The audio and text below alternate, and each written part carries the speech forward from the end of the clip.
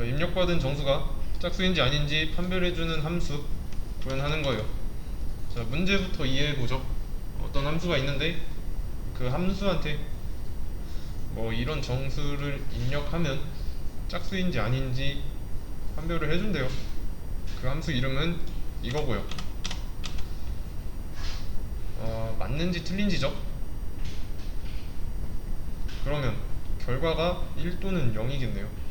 맞다 아니다 둘 중 하나니까. C 언어에서 1은 참이고 0은 거짓이잖아요. 자, 그러면 이거 무슨 모양이죠? 함수 실행 모양이죠. 함수 실행한 결과가 어디에 들어가겠다는 거죠. 변수에 담겠다고 하진 않죠. 근데 %d 여기에 들어가잖아요. 실행 결과가 매일 했던 거랑 같습니다. 이 %d는 언제 써요? 그러면 정수 표현할 때 쓰죠. 십진수 정수. 그러면 자연스럽게 이 자리에는 뭘 리턴해야 될까요? 이 함수가 인트를 리턴해야죠.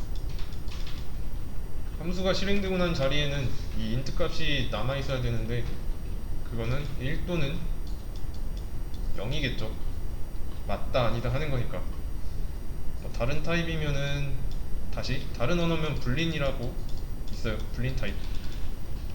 근데 C 언어는 이런 타입 없으니까 1과 0이면 돼요. 우선 함수 리턴 타입이 int인 것까지 알아냈고 함수 이름 알고 그 다음에 정수의 인자를 넘기고 있으니까 매개변수 타입도 int여야 되고. 자, 그러면 리턴 밸류는요? 리턴 값 일단 뭔지 모르니까 무작정 타입 맞는 거 아무거나 리턴 해주면 돼요. 자, 그러면 실행된 자리에 뭐가 남아요? 둘 다 0이죠? 결과적으로 틀린데 이 정도는 해야 돼요. 이게 기본꼴이고 기본꼴에서 조금씩 발전시켜 나가야 되니까. 여기서 함수 안쪽에 로직을 채우면 돼요. 이제 그러면 실행할 때 넘어오는 이런 10이나 11 같은 인자값이 달라지고 있는 상황이죠. 이 인자는 짝수인가 홀수인가 이걸 판단하는 로직이 필요해요. 자, 그러면 이렇게 한번 해볼게요. 만약에 넘을 2로 나눈 나머지가 0이다. 그러면 이때 넘은 뭐예요? 2로 나눠서 나머지가 0이면 짝수죠. 짝수면 참이니까 1을 리턴해주면 되고. 그러면 짝수가 아닌 경우에는 리턴 못하니까 문제죠. 만약에 뭐 넘이라는 숫자를 2로 나눈 나머지가 0이 아니다. 그러면 이제 홀수니까 0 리턴하면 되고요. 자, 그러면 잘 해결됐네요. 10은 짝수 맞고 11은 짝수 아니고. 근데 여기서 끝나면 안되고 더 해야 되는 게 있습니다. 본인이 만든 함수가 잘 굴러가는지 확인해야 되는데 이때 확인할 때 쓰는 데이터를 테스트 케이스라고 해요. 프로그래머스 알고리즘 문제 풀어보셨으면 테스트 케이스 들어보셨을 거예요. 이런 테스트 케이스를 아무거나 늘려보는 겁니다. 아무거나 해도 돼요. 이렇게 암산으로 처리 가능한 범위 내에서 해도 되고요. 그게 제일 좋긴 하지만.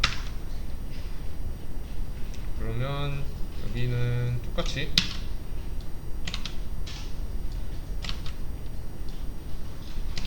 이렇게 229 홀수죠. 110 짝수고. 뭐 같은 함수지만 다른 인자값을 주니까 이 너의 값이 계속 달라지는 거죠. 맞았는지 틀렸는지는 직접 해봐야 되고, 그리고 다른 문제 보면은 이런 테스트 케이스가 무조건 있는 건 아닙니다. 어, 함수가 아니라 테스트 케이스를 먼저 만들어야 돼요. 테스트 케이스 만들면 알 수 있는 정보 많고, 뭐 함수의 리턴 타입 정보 알 수 있고, 이제 뭐 리턴 값 1과 0 맞다 아니다니까.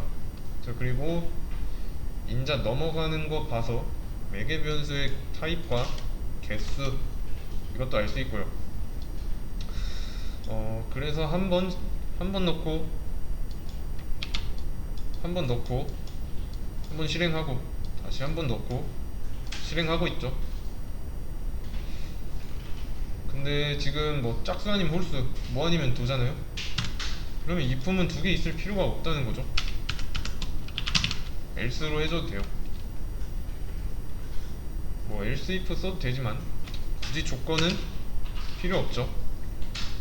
잘 되죠. 근데 이러면 리턴을 두 번 한 게 아닙니다. 뭐 아니면 도니까 짝수 아니면 홀수고, 뭐 짝수면 1 리턴하고 아니면 0 리턴하고 끝나면 되는 거고요. 어쨌든 함수는 리턴을 한 번 해야 끝나니까. 자, 근데 여기서도 보면 뭐 else도 쓸 필요 없죠. 그래도 잘 돼요. 왜 잘 될까요? 자, 12 4개 변수로 들어갔어요. 그래서 이 10을 2로 나눈 나머지가 0이면 참이니까 1 리턴 하겠죠? 근데 만약에 11이 들어갔어요. 11이 들어갔어요. 뭐 11이 참이 아니라면 만나는 건 0 리턴 하겠죠. 어차피 이 조건이 거짓이면 여기는 거들떠도 안 보고 리턴 0으로 바로 갈 거니까. 자, 근데 여기서 더 줄일 수 있습니다.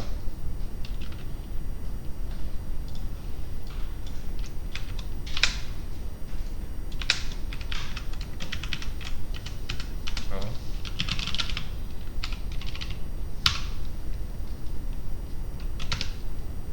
잘 되죠?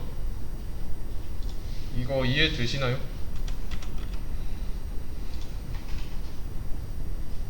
인자를 받으면 굳이 조건문 뭐 조건 이런 거 따져볼 필요 없이 뭐 그냥 연산해서 알려주면 됩니다. 리턴값 연산하는 과정에 보시면 비교를 하고 있죠. 비교를 했다는 건 어쨌든 결과가 1 아니면 0일 테니까 참거짓으로 리턴할 수밖에 없죠. 굳이 뭐 if문 같이 조건문 이런 거 안 써도 돼요.